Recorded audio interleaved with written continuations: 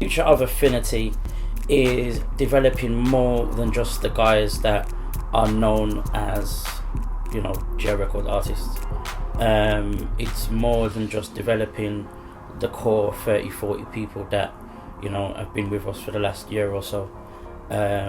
It's about opening the door, opening the door to young people that want to develop themselves or want to be developed even in just all forms of media or creativity. The selection process for GL360, I ain't gonna be front on this one and say that just send a message to my Facebook, because I'm absolutely poor. The biggest problem that I do have is having such big social networks. I do get a lot of emails asking to be part of the team, but what I find is that the people that stick out are the people that persevere. You know what I mean? And if you really want it, you'll really go your way to get me. I mean, I can't really say this is how we pick people by you've got to fill in a submissions form and this is how you're selected, because that's not how it happened for me, and that's still not how it happens. We go through a process of, do we want to serve?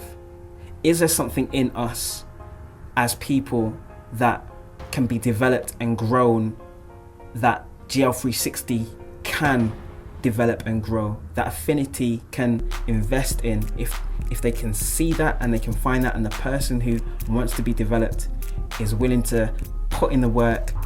I mean, there is, we have regular meetings and stuff like that, so that's one way.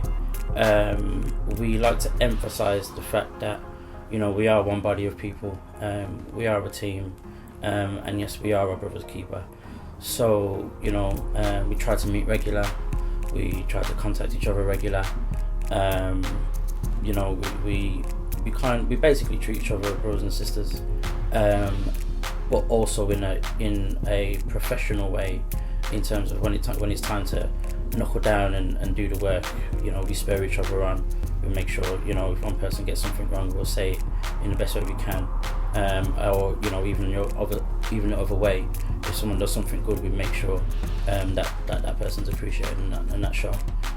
The ultimate end result is to be a great guy off stage, and I think that what happens is that when we go on stage and yes, we will focus on how you deliver the gospel, how you deliver the message, how you deliver, because people will say, you're delivering skills. No, you're delivering across a message. Whatever background you're coming from, you're delivering a message of your belief system.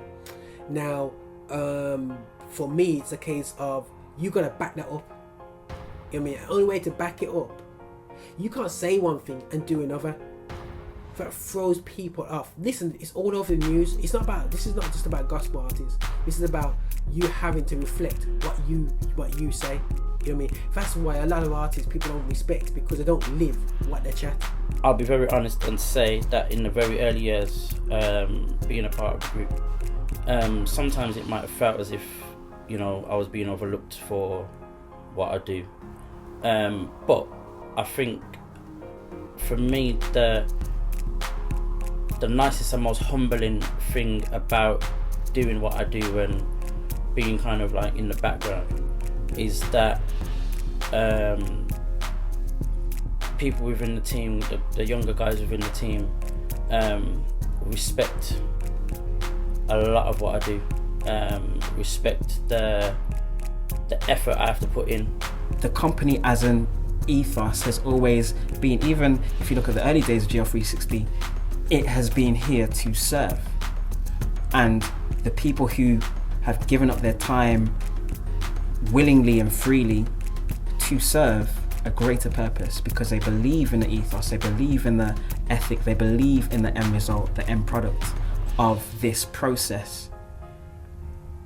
It's pretty hard to pinpoint a particular person. Everybody does something that is a key role within this company. I think Affinity, because this is not about Roger Moore, this is not about anything to do with me the individual. I'm just here for me personally as a vessel, and I think that Affinity is about something that can carry on way after I go. You know, it's something that's a legacy. You know what I mean? Where I don't need to be around to run it. You know, this is not set up for everyone to be serving me. This is about everyone. It's a system that is set up to carry on no matter what.